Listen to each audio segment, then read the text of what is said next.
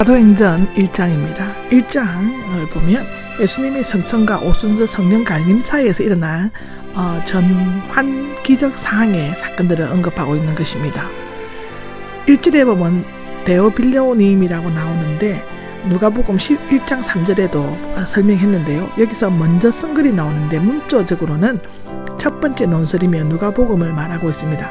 누가복음이 1권이라면 사도행전은 2권이며 한 저자에 의해 쓰여졌으므로 문체나 내용 등에 있어서 공통된 점이 많이 있습니다.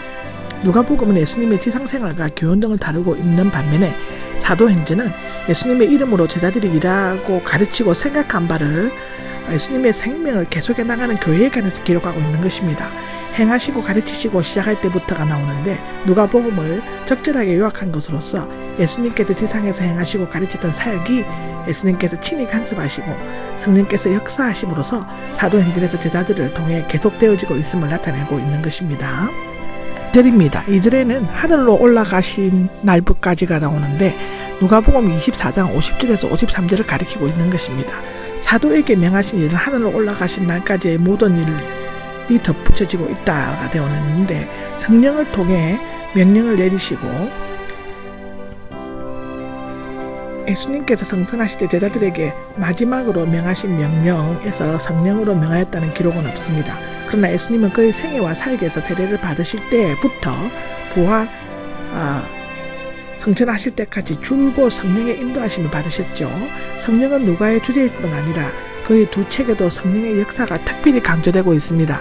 예수님의 구약의 예언 사역대로 항상 성령이 충만하셨기 때문에 그가 마지막으로 명령하신 것도 역시 성령으로 명하신 것이 되어지는 것입니다. 3절입니다. 3절에는 40일 동안이 나오는데 예수님께서 고난받으시고 부활하신 후에는 40일 동안 10여 차례나 제자들에게 나타나셨습니다. 여기에서 나타내셨다는데 제공하다, 선사하다, 맡기다의 뜻이 있습니다. 원래는 옆에 놓이다를 의미하는데 예수님은 그 자신이 살아있는 자로서의 제자들 옆에 놓여지셨으므로 제자들은 그것이 부활하신 예수님을 알았습니다. 물론 제자들은 처음에는 도마처럼 의심을 했지만 부활하신 주님을 만난 후로는 이 확고부동한 부활신앙을 증거하기 위해 목숨까지 아끼지 않았습니다. 확실한 증거들로 많은데 문자적으로 많은 증거들 안에서의 뜻이고 증거는 확실한 표적으로 증명하다에서 비롯되었습니다. 확고불변한 표적, 의심할 것이 없는 결정적인 증거를 의미하는데 누가복음 24장 13절 이하의 사건들과 저희 보는 데서 올리워 가신 것입니다. 9절에 나오죠. 베드로와 바울의 증언을 가리키는데 하나님 나라, 예수님께서 부활하신 후 40일 동안 가르치신 것은 하나님 나라에 관한 것이었는데 실제로 하나님 나라는 예수님께서 전파하신 핵심 주제와 내용이기도 했습니다. 하나님 나라와 하늘 나라는 차이가 없죠. 하나님을 나타내는 여호와 네 글자로 이루어진 단어가 거룩한 명칭이라는 이유로 하늘로 대신 부른 것에 지나지 않는다고 합니다. 예수님께서는 나라라는 의미를 현재와 미래와 많은 것들을 포함하고 있는 뜻으로 사용하였죠. 이스라엘 민족은 메시아가 오시면 하나님 나라, 즉 세속적인 정치적이 아니고 신앙적 영적인 나라가 실현될 것이라고 기대했으며 마침내 그리스도 안에서 성취되었습니다. 이것은 그의 부활로 확정되었죠. 예수님께서 말씀하신 하나님 나라는 현재적이면서 종말적이었다고 요한계시록, 마태복음 25장에는 기록하고 있습니다. 4절입니다. 함께 모였을 때가 나오는데 여기에서는 세 가지 의미가 있다고 하는데요. 첫째는 함께와 풍비고 밀접한 거의 합성으로서 함께 모였을 때고, 둘째는 소금과의 합성으로서 함께 소금 들인 것을 먹다의 뜻이라고 하고요. 세 번째로는 함께 노숙하다, 집들에서 밤을 지내다의 뜻으로 어느 해석을 취하든지 모두 가능하다고 합니다. 어쩌면 그들은 종종 했던 대로 함께 모여 밤을 새우고 식사도 했을 것입니다. 예수님께서는 두 가지를 명령하셨죠. 첫째로는 예루살렘을 떠나지 말고 둘째로는 아버지께서 약속하신 것을 기다리라. 아버지께서 약속하신 것은 성령을 가리키는 것인데 성령은 그리스도에게 성천하신 후 보내시기로 약속되어 있죠. 요한복음 7장 39절에 나오죠. 오순절 때에는 강림하셨고 이때부터 교회가 탄생하였습니다. 구약시대에는 성령이 특별한 사람들, 즉 왕이나 제사장, 예언자 등을 통해서 일시적으로 역사하셨지만 신약시대에는 모든 믿는 사람들에게 항상 함께 하시고 역사하신다고 사도행전 2장 38절 39절에는 기록하고 있습니다. 입니다. 5절에는 요한은 물로 세례를인데 요한은 물 세례를 회개의 표시로 받은 것으로 거듭나는 것들과 직접적인 관계가 없습니다. 그러나 성령 세례는 구원을 위한 필수 요구로서 진정으로 죄를 회개하고 예수님을 주님으로 고백하고 받아들일 때 받게 되는 것이라고 요한복음 7장 사도행전 15장에는 기록하고 있습니다. 6절입니다. 6절은 그런 데가 나오는데 함께 모였을 때인데 그런 데는 그래서 그러므로가 내용적으로 앞의 기사와 연관되어 있음을 암시하는 것이죠. 아마도 제자들은 며칠 후에 성령으로 세례를 받게 될 것이라는 말씀을 듣고 이때가 이스라엘 나라를 이룰 수 있는 때인지 성급하게 물었을 것입니다. 이스라엘의 나라를 회복시켜 주실 때가 나오는데 예수님이 지상에 계셨을 때 제자들은 이 이스라엘의 회복을 정치적이고 현재적인 것으로 이해하고 언젠가 예수님께서 이 땅을 다스릴 것이라고 생각하였습니다. 마태복음 25장 31절에 기록되어 있죠. 그래서 이스라엘이 로마의 압제에서 해방되면 자신들도 권력을 자리에 오를 수 있을 것이라는 기대에 부풀어 있었습니다. 이것은 마가복음 10장, 누가복음 22장에 나와 있습니다. 일단 그들의 꿈이 예수님의 십자가 죽음으로 꺾였지만 이제 다시금 되살아났습니다. 7절에는 그때와 그 시기, 여기에 때는 시간의 경과를 나타내며 긴 시간을 의미하는데 여기 시기는 정해진 시점을 나타냅니다. 아버지께서 정하셨으니가 나오는데 때와 시기는 하나님의 권위와 영역에 속하기 때문에 그것은 알 수도 없고 알 필요도 없습니다. 사람은 그것을 알고 싶어하는 호기심과 그것을 이용해서 많은 종교들이 있죠. 그거 성급한 믿음으로 극복을 전적으로 하나님의 뜻에 맡겨야 하며 그날 그때를 희망과 인내를 가지고 기다리면서 최우선적으로 해야 할 일이 무엇인지를 찾아야만 합니다. 많은 사이비 종교들이 이 때를 많이 이용하고 있습니다. 여기에 넘어가면 안 됩니다. 8절입니다. 8절에는 성령께서 너희에게 오시면이 나옵니다. 앞서 예수님께서 성령의 임하심을 하나님의 약속임을 말씀하셨죠. 4절과 5절에 다시 한 번 더 확인하셨습니다. 권능을 받았는데 권능은 원래 자연적인 힘을 의미하였지만 정인으로서 사역을 수행하는 데 필요한 모든 능력, 즉 하나님께로부터 오는 인격적 힘과 초월적인 능력을 가리키는 것입니다.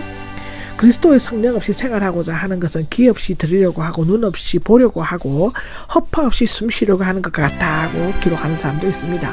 사마리아는 예수님께서 전도 초창기에 사마리아에서는 들어가지 말고 이스라엘 집을 잃어버린 양에게로 가라라고 마태복음 10장에 말씀하신 적이 있죠. 그것은 편견 때문이 아니라 효과적인 전도 방법이었기 때문입니다.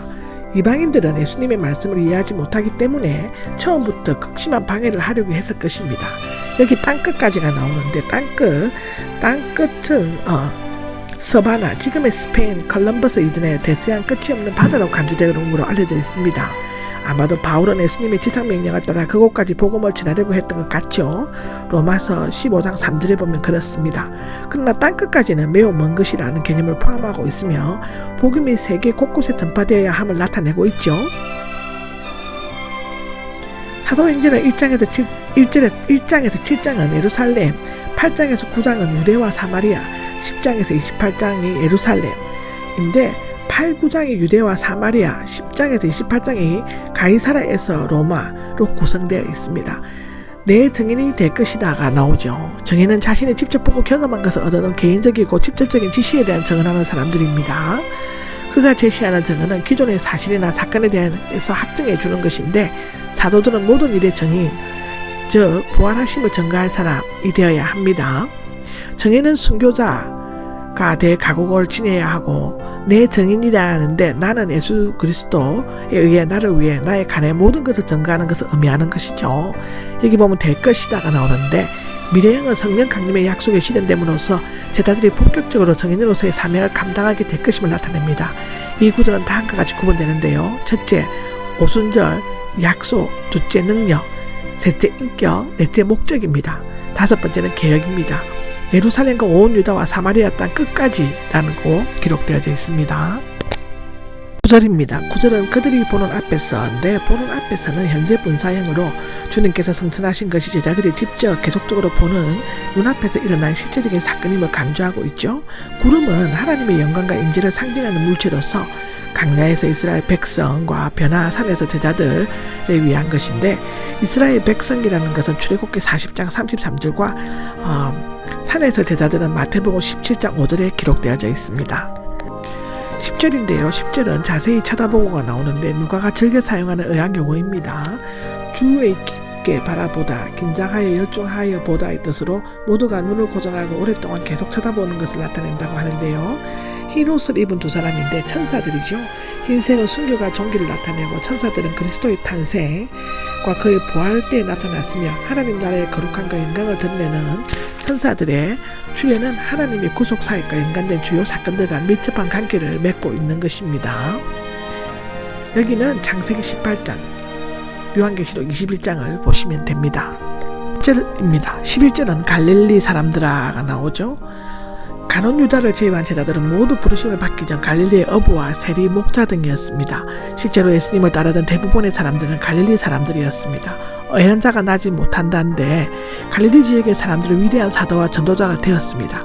서 있느냐라는 질문을 하시는데 아마도 그들은 예수님이 사라진 텅 빈 하늘을 계속 쳐다보면서 아쉬움과 혹그가 다시 내려오셔서 자신들과 함께 계시게 되기를 바라는 어떤 기대감에 사여 있었을 수도 있습니다. 그러나 이제 그들은 자신들에게 주어진 사명을 위해 삶의 현장으로 되돌아가야만 합니다. 본 그대로 다시 오실 것이다는데 재림의 방법까지도 알려주고 있습니다. 예수님의 성천기사는 인간의 이성이나 표현수단을 초월하기 때문에 이 내용을 문자적으로 의심하여 따지는 것은 별로 의미가 없는 것입니다. 중요한 것은 부활하신 예수님이 모든 사람들이 지켜보는 가운데서 하늘로 올라가셨고 언젠가 이 땅 위에 다시 오신다는 것입니다. 예수님이 처음에 이 땅 위에 오르실 때는 초라한 모습으로 말구에 태어나셨지만 다시 오실 때는 영광 중에 구름을 타시고 천군 천사들과 함께 오실 것이다 라는 것입니다. 이것에 대한 기록은 마태복음 24장, 요한계시록 1장, 데살로니가전서 4장 16절에도 적혀 있습니다.